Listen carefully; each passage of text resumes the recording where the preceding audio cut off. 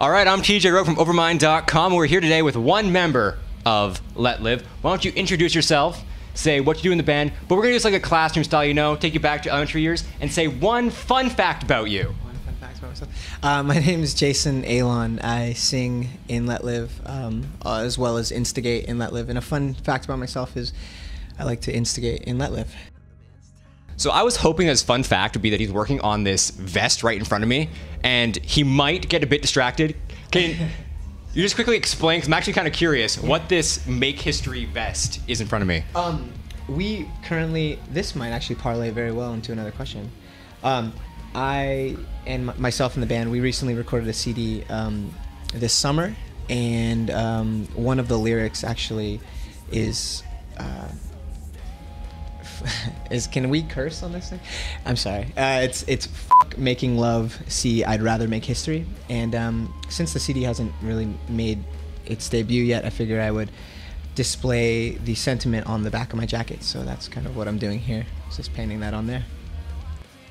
All right, and I know you kind of talked about an album, but we're gonna get into that a little bit later. All right. Cool. All right. For everyone who's never heard you guys before, we have a little bit of a tradition on these interviews. Okay.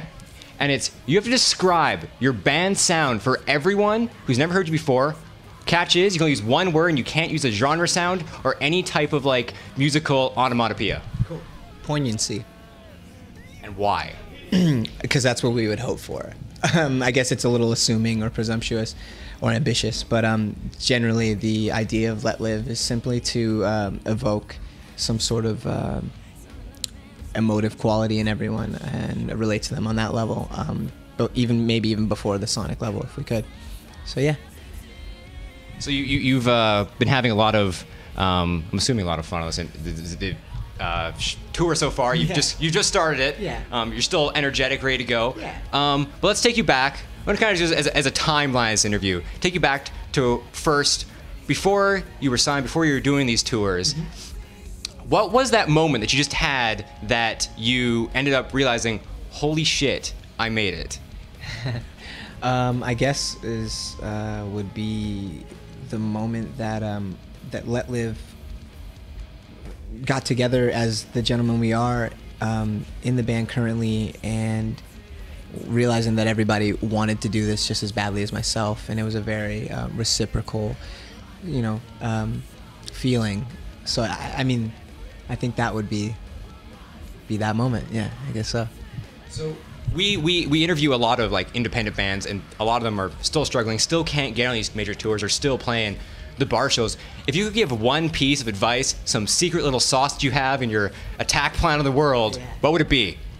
F everyone else and just do exactly what it is that you want to do, and understand that if you believe enough in what it is you're doing, that eventually it will assimilate itself into the rest of the world. And even if it doesn't, like, it's okay to be your biggest fan. You know, it's the sort of gratification you need when you're an artist or whatever we are.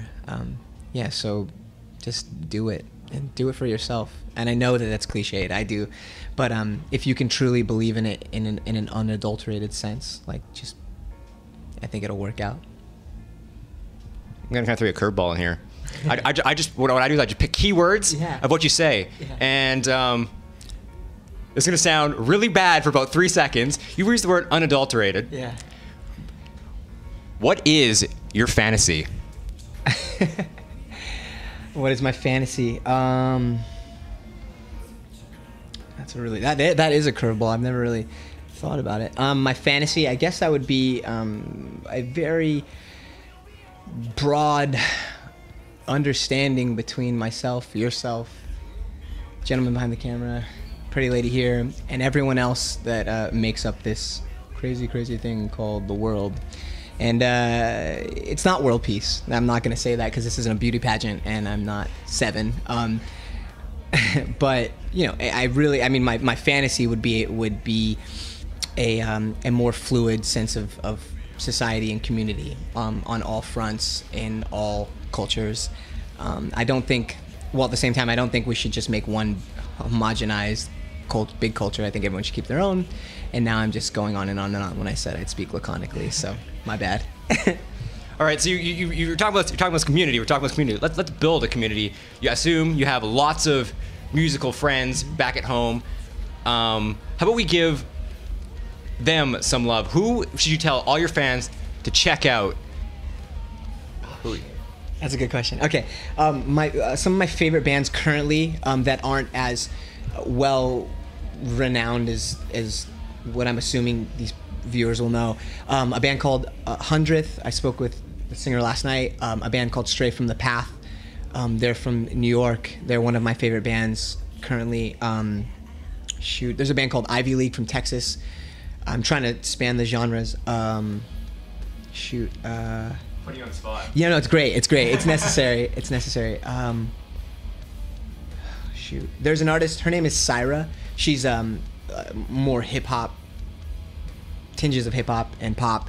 She's fantastic. One of the most talented artists I've met. And no pressure, because I know that all your friends are now being like, if you don't say my I name, know. you're never gonna be a friend ever again. I know. Well, just be sure that you're on my mind all the time. But if I'm not mentioning you, it's simply because I think that you have the clout already, and people should know who you are if I haven't mentioned you. Or you should pay him $20 and send it to his address at. Yeah, or that too. Bribery. I'm not better than that. So, $20 is cool. So let's take you a bit more past, even before you're a musician, all the way to your little years when you're about wee little big. What was your favorite cartoon growing up? The Simpsons. Yeah, The Simpsons. The Simpsons. Yeah. You're just straight up. Yeah. Classic. Yeah. It's I think it has a lot to do with my sense of humor and sense of self. That alongside the Fresh Prince of Bel-Air, I think those coupled, it's a good marriage for me. That pretty much gives you the broad spectrum of every comedic cue ever. Maybe I should utilize them in this interview and make it a little more interesting for everybody. Hey, I'm Muffin from Overmind, and TJ had a hissy fit, so I'm interviewing now. So what's your story? Well, in West Philadelphia, where I was born and raised, on the playground, it's pretty much where I spent most of my days. I was just chilling out, maxing, relaxing, all cool. I was just shooting some b-ball outside after school. And there was this couple of guys, and they were just up to no good. And they started making trouble in my neighborhood. I got in one little fight, and my mom got scared. She said I was moving with my auntie and uncle in Bel Air. It's pretty much. It's rough. Yeah, it was. West Philly, Yeah. Stand up. If you were a vegetable, what type of vegetable would you be and why? Broccoli, because although it's got this strange texture that is typically unappealing, it has some really unknown nutritional value. One being almost the highest amount of vitamin C, that even above an orange or another citrus fruit. So I'd like to be that kind of surprise vegetable. Kind of like how Brussels sprouts is the highest amount of calcium you can ever get. Yes. Wow. This is great. You all are great. This is fantastic. That's good. This is educational for myself. Yeah. Should, put this on the Knowledge Network or something. Do you want to come back? Or you? No, I'll come back to the last question. Have you calmed down? I'll come back to the last question. Princess. So, okay. This is something I heard on Twitter yesterday, and I just want to know if this is all guys or just the guys that I hang out with. But what is your opinion on rainbow knee socks? Rainbow knee socks? Apparently they're sexy. Oh, for women? Yeah. Yes. Oh, I was gonna talk about them about males. Rainbow knee socks being sexy. I could see that. I could definitely see that being attractive simply because the colors themselves, the hues, the brightness, would attract the average person. But myself, I think I'm more of I could go for tube socks. I'm really into that. That sort of traditional, classic, perennial, unassuming sort of style on a woman. But, I guess it depends on her personality too. So would you ever make a rainbow vest then? Rainbow vest. I don't know. I feel like it's asking too much for too much attention. You're good with the silver? Yeah, for now. It's an iridescent sort of vibe. Yeah, you're good. Got some good eyes on you. Going with the rainbow clothing vibe, would you ever wear a rainbow bow tie? Actually, I think I would. I think that if it was constructed properly and wasn't too outrageous, I think I definitely would. I'm very into actually modern fashion. I'm a big fan of Nick Wooster, who is a very clearly homosexual and just genius man, and I think that he would enjoy that move that I made. So in honor of Nick Wooster, I think I would do that. So we kind of got to wrap this up a bit. But for everyone who's never seen Letlive before, what can everyone always expect from a Letlive show? Debauchery. No. This sounds so lame, but like just honesty, I guess. You know, and at least we'd hope. But yeah, we're just trying to do something that isn't just for ourselves. We're trying to do something that people can relate to, and we want to be as accessible as possible to as many people as possible, not just in like a radio sense or a mainstream sense, but just personally. So I guess you could expect that. And one thing, I'm going to leave you off with 2 questions. Yes. First one. One thing you do every day is blank. Wake up. We got a smart ass over here. This could be more fun. Actually, I'm gonna give you 2 more questions. I thought of another one. Okay. All right. So, because I feel like we got a lot of singing. We have a lot of, we kind of know you a lot. And I'm kind of curious. If you got a theme song when you walked into the room and it's played every time you walked in, you got the slow motion like saunter going on. Yeah. What would be your slow motion saunter as you enter a party room? You know, I think I've had this, like, someone's asked me this, or I've thought of this before, but it escapes me at the moment. But if I had to answer right now, I'd probably say, like, PYT by Michael Jackson.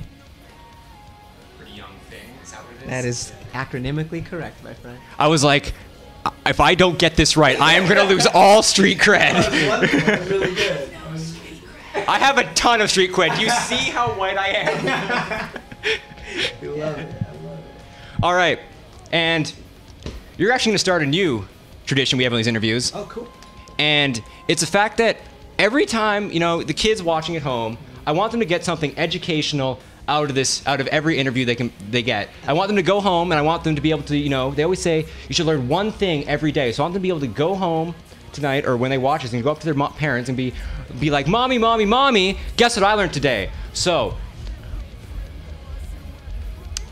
what would be one thing that we could tell everyone as a fact that they can learn today?